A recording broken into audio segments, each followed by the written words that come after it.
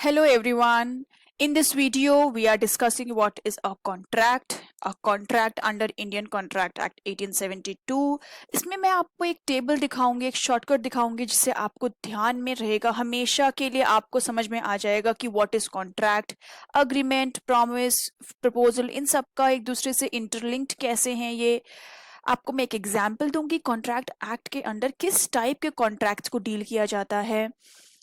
Then we will discuss what is contract, agreement, proposal and promise की definition देखेंगे, एक law language में, legal language में। मैं आपको हमेशा सजेस्ट करूंगी कि आप अपने मॉड्यूल से ही पढ़ें, मॉड्यूल बेस्ट है इस लेवल पे। एज अ सी और लॉ LLB लॉ स्टूडेंट आपको रीडिंग हैबिट होनी चाहिए, तो you better read all your theory papers from your module. हम देखेंगे कि कॉन्ट्रैक्ट और अग्रीमेंट के बीच में डिफरेंसेस क्या है, फिर मैं आपको एक रियल अग्रीमेंट दिखाऊंगी आपके प्रैक्टिकल एक्सपोजर के लिए कि कैसा होता है अग्रीमेंट।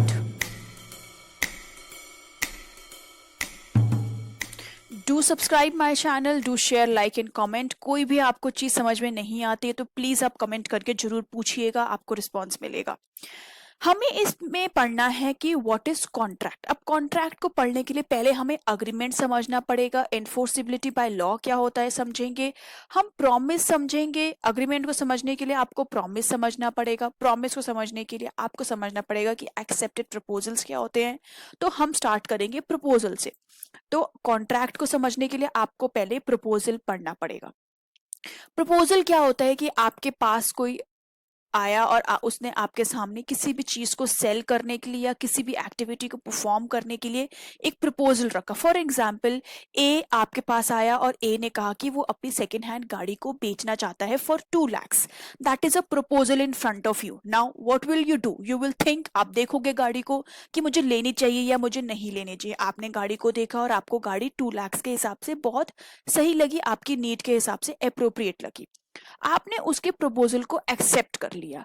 अब ये प्रपोजल एक्सेप्टेड प्रपोजल बन गया है।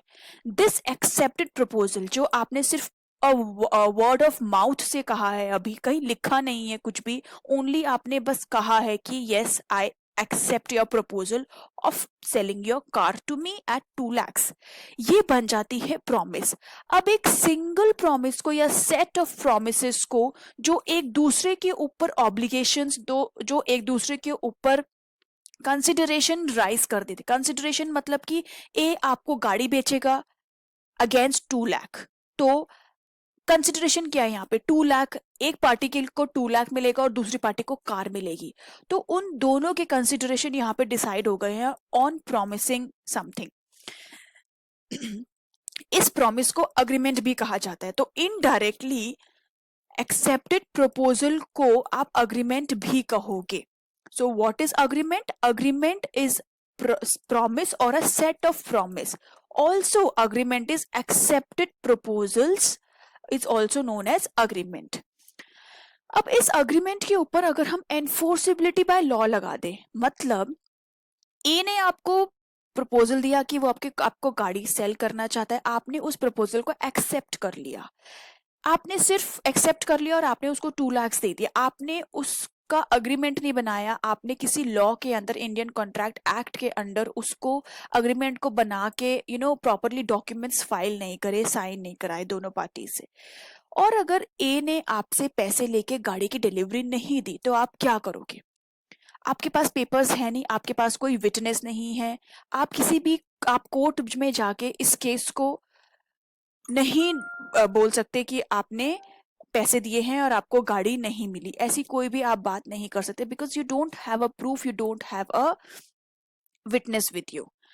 इसीलिए जो अग्रीमेंट अगर प्रॉपरली डॉक्यूमेंट करे जाए, उस अग्रीमेंट के ऊपर एक लॉ हो जाता है। लॉ की एनफोर्सिबिलिटी आ जाना मतलब कि दोनों पार्टीज, जो ए है और जो बी है, दोनों पार्टीज के ऊपर एक लीगल ऑब्लिगेशन बन जाती है। अगर इस लॉ की वजह से, एनफोर्सिबिलिटी बाय लॉ की वजह से ए और बी की दोनों की एक रिस्पॉन्सिबिलिटीज, दोनों की एक ड्यूटीज, दोनों के राइट्स भी कंफर्म डिक्लेयर करे जाते हैं इस डॉक्यूमेंट में, अग्रीमेंट में, उसको कहते हैं enforceable by law. That means दोनों के लीगल ऑब्लिगेशंस डिफाइन किए जाते हैं यहाँ पे।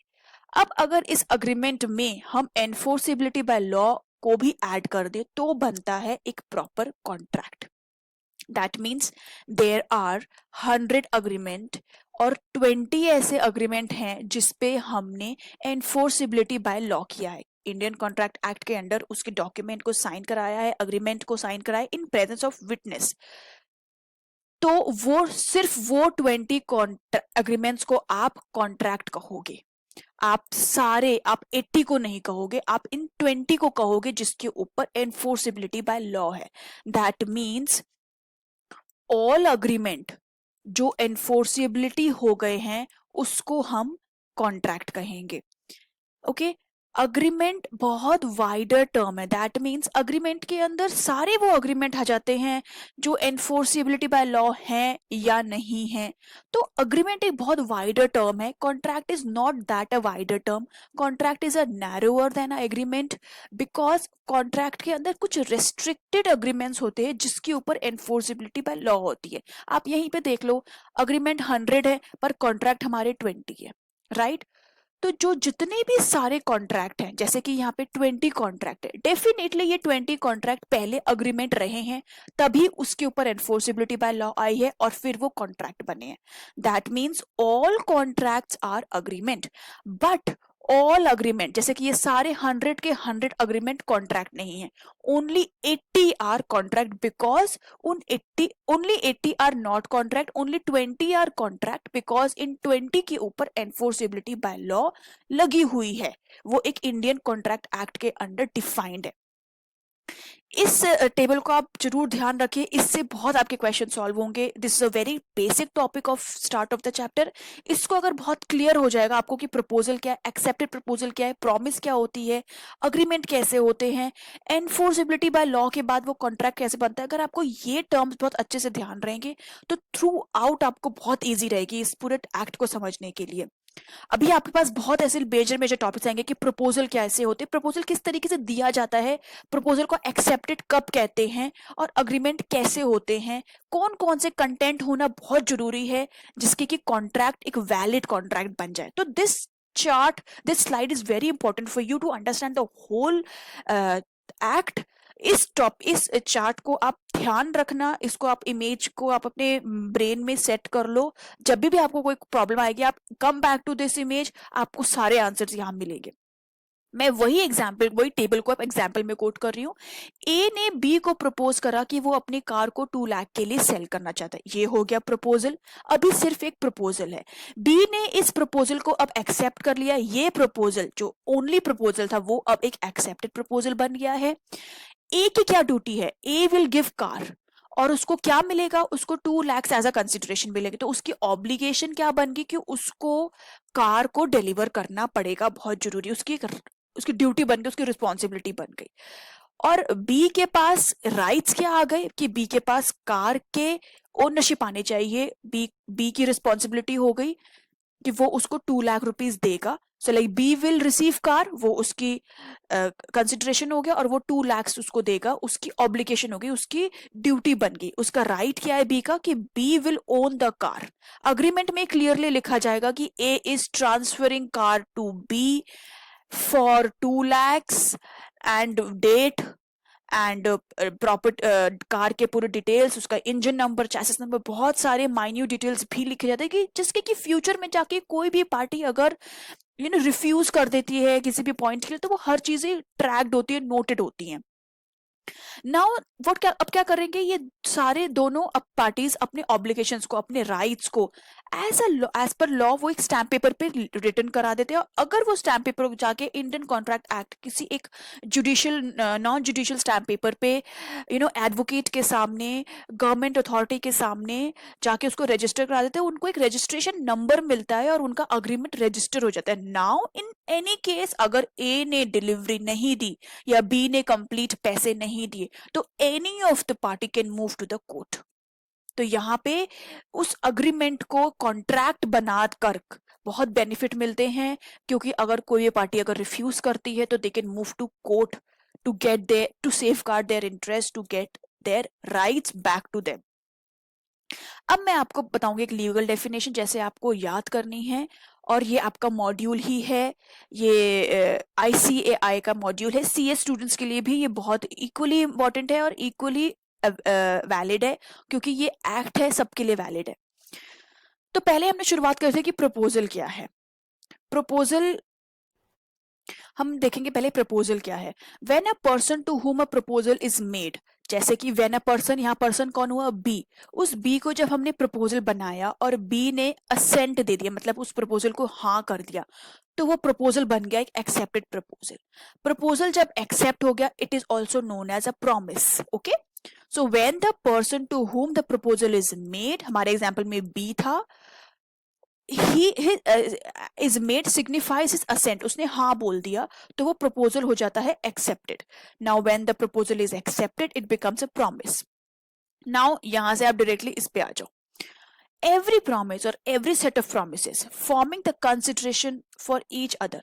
प्रॉमिस आपको याद रहेगा, एवरी सेट ऑफ प्रॉमिस भी आप नहीं भूलोगे, बट आप ये जरूर याद रखना कि प्रॉमिस के साथ it is forming the consideration for each party, each other, एक दूसरे के लिए कंसिडरेशन भी ड्राइव हो रहा है वहां पे।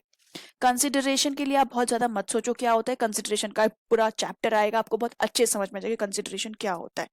ओके, जब ये सारी चीजें मिक्सअप हो जाती हैं, एवरी सिंगल प्रॉमिस और set of promise with consideration forming consideration, वो प्रॉमिस ऐसी प्रॉमिस एक्टिविटी ऐसी एक्टिविटी कर लेते हैं प्रॉमिस करके, जिससे कंसिडरेशन भी फॉर्म हो जाता है, उसको कहते हैं हम अग्रीमेंट हो गया है। ओके, नाउ इस अग्रीमेंट को अगर आप एनफोर्सिबिलिटी बाय लॉ भी कर दो, दैट मीन्स टू एसेंशियल्स क्या हो गए कॉन्ट्रैक्ट के, कि अग्रीमेंट होना चाहिए और उस अग्रीमेंट के साथ एनफोर्सिबिलिटी बाय लॉ भी होना चाहिए। Very important for a contract, valid contract, कि एनफोर्सिबिलिटी बाय लॉ जरूर होना चाहिए, तभी इन दोनों को मिला के बनता है कॉन्ट्रैक्ट। सो अग्रीमेंट हमने क्या पढ़ा था, अग्रीमेंट होता है promise, set of promise plus acceptance. Proposal को अगर आपने जाके प्रपोजल दिया, प्रपोजल एक्सेप्ट हो गया, तो उसको क्या बोलोगे आप, उसको आप प्रॉमिस ही तो बोलोगे, यही तो हमने पढ़ा था, ये प्रॉमिस हो गई। उस प्रॉमिस को आप, सिंगल प्रॉमिस को या सेट ऑफ प्रोमिस को आप अग्रीमेंट बोलोगे। इस अग्रीमेंट में आप एनफोर्सिबिलिटी बाय लॉ को जोड़ दो, तो आपका कॉन्ट्रैक्ट बन जाता है।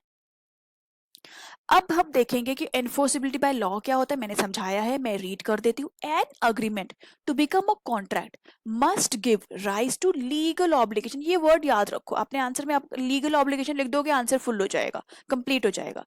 rise it what is it doing, it is giving legal obligation to each of the party which means a duly enforceable by law, मतलब कि किसी लॉ के अंडर आ गया आपका अग्रीमेंट, आपका कॉन्ट्रैक्ट। उस लॉ, उस कॉन्ट्रैक्ट के अंदर आपने उस कॉन्ट्रैक्ट और लॉ के, उस लॉ के एक्ट के अंदर आपने राइट्स ऑब्लिगेशन को डिफाइन करा है और उसके हिसाब से आपने कॉन्ट्रैक्ट करा है। और फ्यूचर में कुछ भी कोई भी पार्टी अगर रिफ्यूज करती है, तो आप उस कॉन्ट्रैक्ट और उस एक्ट के अंडर उसके हिसाब से ही एक दूसरी पार्टी को स्यू कर सकते हो या अपने राइट्स को कोर्ट में जाके डिमांड कर सकते हो। This paragraph is easy, you can just give a read. आप, मैंने ये सारी चीजें आपको एक्सप्लेन कर दी, आप रीड करोगे तो बहुत इजीली समझ में आ जाएगा। जैसे कि मैंने आपको एग्जांपल दिया, a wants to sell car to b, इस टाइप के कॉन्ट्रैक्ट्स जो होते हैं इंडियन कॉन्ट्रैक्ट एक्ट के अंडर आते हैं। कौन से नहीं आते, जैसे कि अगर कोर्ट ने एक ऑब्लिगेशन बना दी है कि husband has to maintain his wife and children, मतलब कि हस्बैंड को अपनी वाइफ का और चिल्ड्रन का ध्यान रखना चाहिए, ये चीजें इंडियन कॉन्ट्रैक्ट एक्ट के अंदर नहीं आती, क्योंकि इसके पास एक अलग स्टैट्यू है, उसके वो अलग स्टैट्यू अलग एक्ट के अंदर चल रहे होते हैं, उनकी ऑब्लिगेशंस, उनकी ड्यूटीज, उनकी रिस्पॉन्सिबिलिटी अलग एक्ट के अंदर ऑलरेडी मूव कर रही होती है। तो this is out of scope of Indian contract at which we are doing now. Let's quickly revise what is the difference between agreement and contract. हमने अभी पढ़ा है, just have to read it. Agreement क्या होता है, एक accepted proposal होता है, उस proposal को अगर आपको acceptance मिल जाती है तो वो promise बन जाती है, और every promise या set of promise forming consideration is your agreement. उस agreement में, इस agreement में अगर आप enforceability by law करोगे तो वो contract बनेगा। दैट मीन्स अग्रीमेंट बड़ा है, क्योंकि अग्रीमेंट के अंदर वो कॉन्ट्रैक्ट्स भी आते हैं, वो अग्रीमेंट भी आते हैं जिसके ऊपर एनफोर्सिबिलिटी बाय लॉ नहीं होती। दैट मीन्स ऐसे सोशल अग्रीमेंट्स भी होते हैं जो किसी लॉ के अंदर रजिस्टर्ड नहीं है। तो इसमें बहुत सारे अग्रीमेंट होंगे, बट उन अग्रीमेंट्स में से कुछ फ्यू अग्रीमेंट को अगर आप लीगली एनफोर्सिबिलिटी कर दो, एक अग्रीमेंट बना दो, एक कॉन्ट्रैक्ट बना दो, तो बनता है contract under Indian contract act. और ये कुछ होते हैं, ये सारे अग्रीमेंट सारे भी हो सकते हैं, पर अग्रीमेंट से ज्यादा तो कभी भी नहीं हो सकते। तो कुछ अग्रीमेंट ऐसे होते हैं जो लीगली एनफोर्सेबल हो जाते हैं बाय अ लॉ, वो हो जाते हैं आपके कॉन्ट्रैक्ट। अब लीगल ऑब्लिगेशन, अग्रीमेंट में लीगल ऑब्लिगेशन नहीं होगी, मैंडेटरी नहीं होती, क्योंकि agreement does not always grant right to the parties. क्योंकि आपने अग्रीमेंट बना दिया, ए और बी ने अग्रीमेंट बना दिया कि a will sell car to b, b ने बोला yes I will pay 2 lakh, उन्होंने एक पीस ऑफ पेपर पर लिख लिया, फाइन, अग्रीमेंट हो गया, दोनों ने साइन कर दिया। That is not enough. अगर इसी को आपने जाके एक लीगल ऑब्लिगेशन दे रखी होती, तो कॉन्ट्रैक्ट बनाया हुआ होता, एक विटनेस के सामने आपने उसको एक कॉन्ट्रैक्ट बना दिया, एक लीगल डॉक्यूमेंट बना दिया होता, तो उस पर लीगल ऑब्लिगेशन आ जाती। नेचर क्या है, all agreements are not contract, क्योंकि कुछ अग्रीमेंट ही कॉन्ट्रैक्ट बनते हैं, कुछ अग्रीमेंट जिसपे एनफोर्सिबिलिटी बाय लॉ होती है वही आपके कॉन्ट्रैक्ट बनते हैं। लेकिन जो भी आप कॉन्ट्रैक्ट बनाओगे वो डेफिनेटली पहले अग्रीमेंट रहे होंगे, तभी उस पे आपने एनफोर्सिबिलिटी बाय लॉ करी होगी, तब जाके वो कॉन्ट्रैक्ट बने होंगे। So all agreement are contract. जैसे आपने 100 का मैंने एग्जाम्पल लिया था, उसमें से 20 वर माई कॉन्ट्रैक्ट, पर 80 वर ओनली अग्रीमेंट, इसीलिए वो जो 20 हैं वो तो अग्रीमेंट है ही है, पर ये जो 80 हैं ये कॉन्ट्रैक्ट नहीं है। अब मैं आपको शो करती हूँ कि अग्रीमेंट कैसे होते हैं। ये देखिए, ये 500 के स्टैम्प पेपर पे ये एलएलपी का अग्रीमेंट है।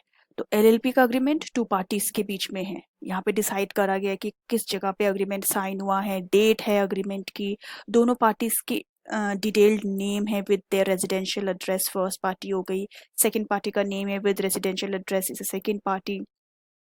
दोनों पार्टीज के राइट डिसाइड होते हैं, दोनों पार्टीज को हम डेजिग्नेटेड पार्टनर्स कॉल करेंगे। एलएलपी का नाम क्या होगा, ये एलएलपी चैप्टर आप थोड़ा टाइम बात करोगे, but you will get a idea what is agreement and how does agreement look like. देखो कौन कितना कंट्रीब्यूट करेगा एंड क्या काम होगा उस पार्टनरशिप में। न्यू पार्टनर अगर अपॉइंट करना है तो कैसे करोगे, दोनों पार्टीज का कंफर्मेशन लोगे, दोनों पार्टी से राइट क्या है दोनों पार्टीज के, सारी चीजें यहाँ पे डिक्लेयर। जहां पे भी किसी भी पार्टी को अगर ऐसा लगता है कि कोई भी ऐसा पॉइंट उसको मेंशन करना चाहिए टू सेफगार्ड द इंटरेस्ट, तो वो इस अग्रीमेंट में क्लियरली मेंशन करते हैं। Then both the parties they sign in front of each other and they have witnesses with them. देखो ये विटनेस का नेम है with occupation with address, witness के साइन भी हैं यहाँ पे, दोनों पार्टीज के साइन है यहाँ पे। उसके बाद स्टैम्प पेपर लग के गवर्नमेंट स्टैम्प ड्यूटी पे करी है। और फिर ये चंद्रशेखर, ये देखो यादव ही है, इज एडवोकेट, नोटरी हुआ है government of India, registered number मिला है 6890।